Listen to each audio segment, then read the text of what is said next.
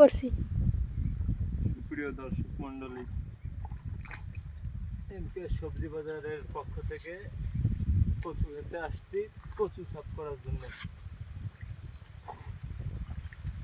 নতুন লাগানো হয়েছে আমাদের কচু।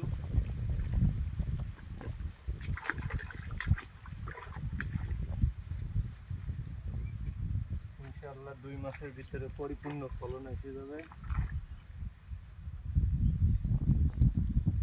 এদিকে তো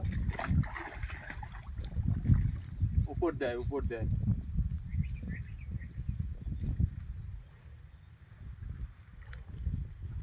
এখানে আমাদের নতুন লাগানো হয়েছে প্রায় 1 সপ্তাহের মতো এই কচু। এইখানে এখনো আর কি গাছ ঠিকঠাক মতো হয়ে পারিনি।